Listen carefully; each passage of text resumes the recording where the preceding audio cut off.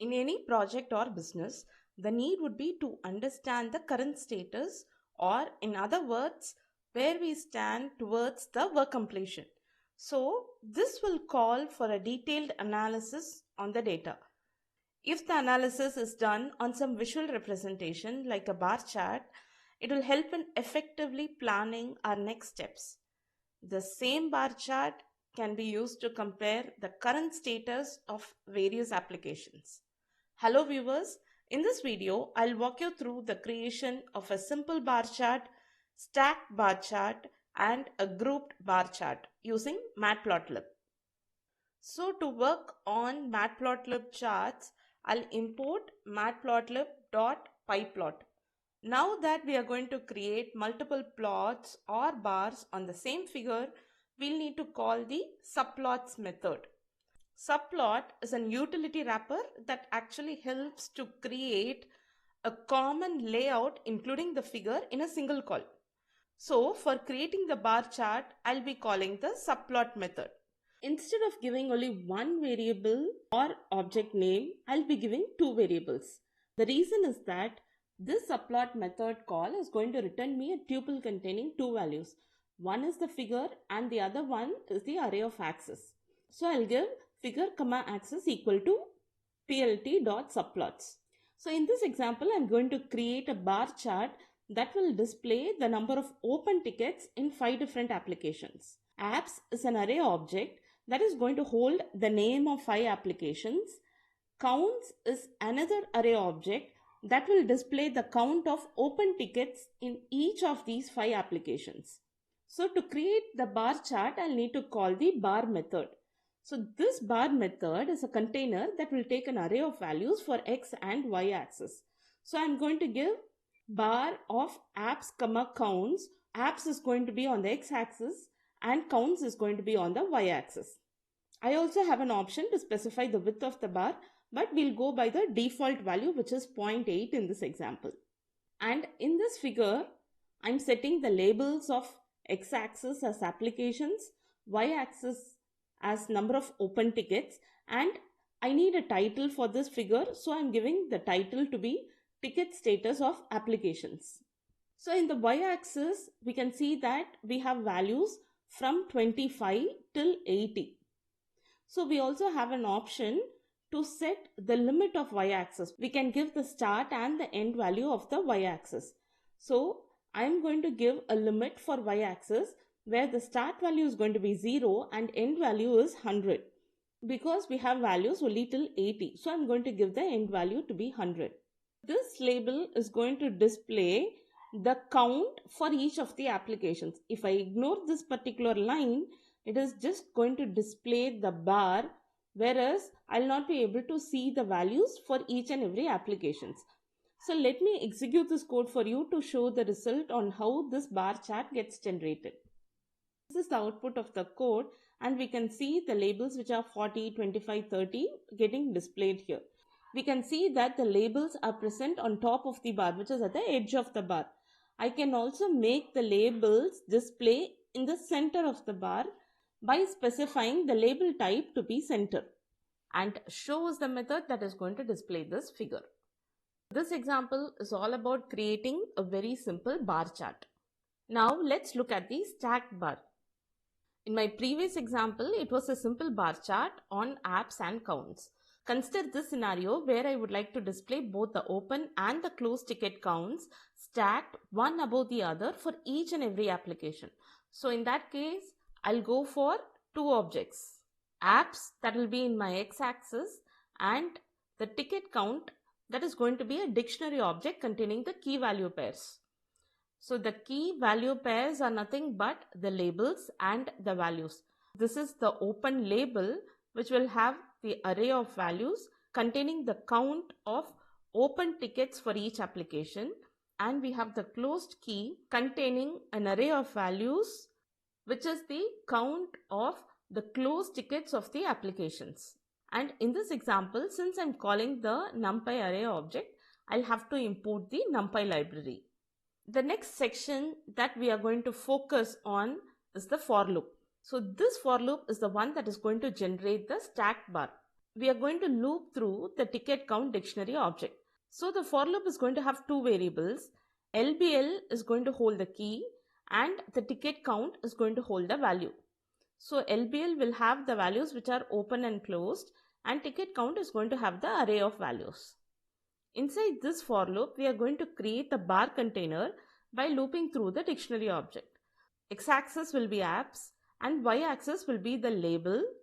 To define the stack order, we'll have to have a variable which is iter that will be incremented for each for loop. So during the first for loop, we'll have bottom equal to 0 because the value of iter is 0. So we'll have the list of the open tickets to be displayed. And during the next iteration, this bottom is going to be 1, which will be taking care of all the closed tickets. So first we'll have the open tickets, and on top of it, the closed tickets get stacked. In the next set of statements, we are setting the values of X label to be applications, Y label to be the number of tickets, and we also give the title and the Y-axis limit. In this example, since we are going to display both the open and the closed status, we need a legend. So we are going to place the legend in the upper right corner. The last statement, of course, it's going to be the show method. So when I execute this code, I can see that a stack bar got created with the first layer containing the count of open tickets and the next layer containing the count of closed tickets. Rather than just stacking the values, I can also group them for easy understanding. So in case of stack bar, while creating the bar container, we use the attribute bottom to define the stacking level. Whereas for the group bar, we'll need to work on the width value to group the bars. So I have apps and the ticket count here, so which is going to hold the values of the x-axis and the y-axis respectively.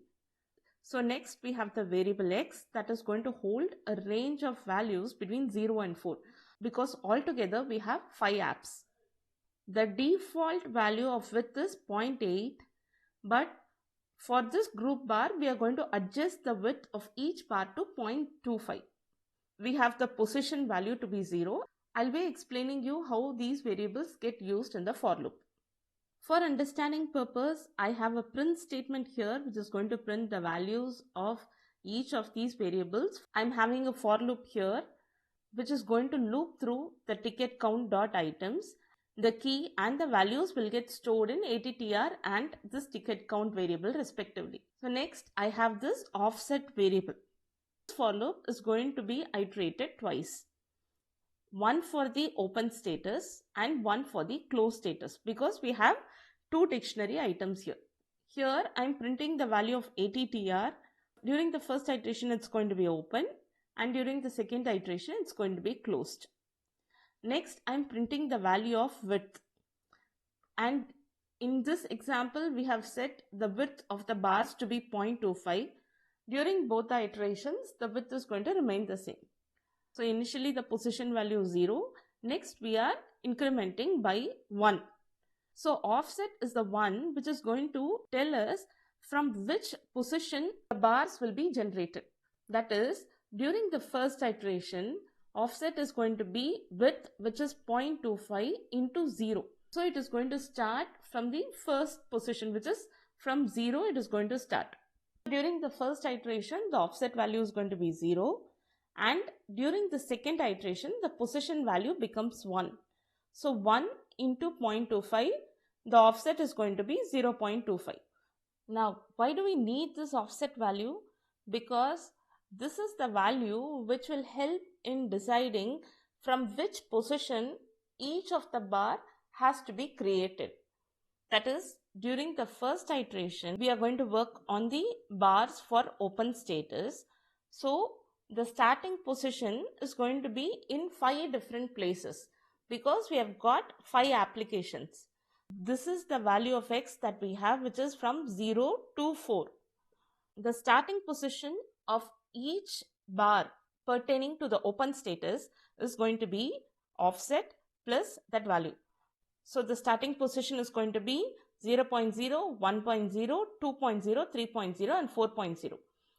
And that is how the first bar will get generated. Now during the next iteration, When it comes to the close status, we have the offset value to be 0.25. So the next set of bars will be from 0.25 plus 0, which is the bar starting position is going to be from 0.25, 1.25, 2.25, 3.25 and 4.25. And these are the values that the bars will hold. This is how the group bars get generated. In the next two statements, we are setting the values of the X label, which is applications. So we have got applications here. Y label, which is the number of tickets, Y label tickets, and the title, which is the ticket status of applications, and the limit is 150. So we have values from 0 to 150, and we have placed the legend on the upper right corner.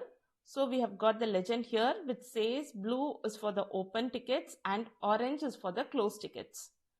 And this show method is the one which is responsible for showing this figure in the output window. Hope this video helped you understand how to create a simple bar chart, stacked bar chart and a group bar chart using matplotlib.